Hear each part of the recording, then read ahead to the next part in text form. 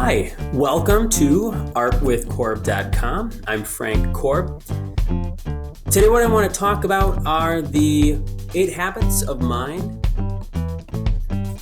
presented by Harvard University and the book Studio Thinking 2, The Real Benefits of Art Education. And I'm going to disappear for a little bit to walk you through this. You can visit this presentation on artwithkorb.com and look under standards, goals, and studio habits, and we'll have that there. And if it's not in its entirety, please be patient with me. I appreciate that. What are the 8 habits of studio thinking? We're going to go through just one of them today, but they're develop craft, engage and persist, envision, express, observe, reflect, stretch and explore, and understand community. And today we'll talk about is developing craft. And this is what I think all of us as artists, young, old, new, amateurs, need to do. Behind me, I've got very little going on right now yet. Just finished up a couple of projects, and we're waiting for new things to get started. But it's learning to use tools, materials, artistic conventions, and learning to care for materials and space. So we've got develop craft. So this is Jerry Saltz in his brand new book, How to Be an Artist. And a few things that he says, art is not about understanding or mastery. It's about doing and experiencing. His number 9, develop forms and practice. Number 11, work, work, work. And really, I think number 12 is start now. Here's a small snippet from his book. So many people waste so much time worrying that it's too late to start. And I think sometimes they think it's, I'm not good enough to start, or other excuses. They give their energies to excuses for why they can't get to work. Bollocks. Many great artists, writers, actors, and others started late. And a lot of them, this is my own snippet, had false starts.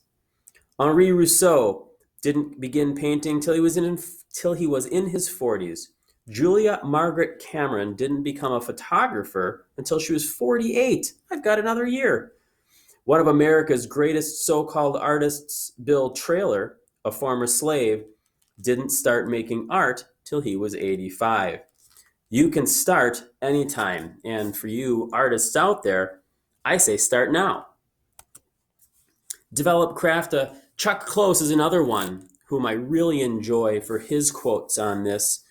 This one's been hanging on my studio door, my classroom door, for years. Inspiration is for amateurs. The rest of us just show up and get to work. In a CBS This Morning interview, this was one that stood out to me.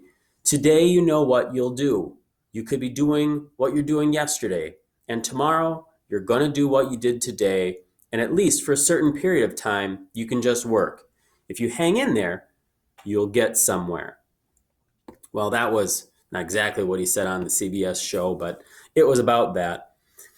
And lastly, I think this one really stands out as being very, very important. The only rule is work. If you work, it will lead to something. If it's the people who do all the work all the time, who eventually catch on to things. It is the people who do all of the work, all of the time, who do catch on to things. This is really important for us as artists, as educators, as livers? People who live in the world, world people, to work, to be out there doing our things.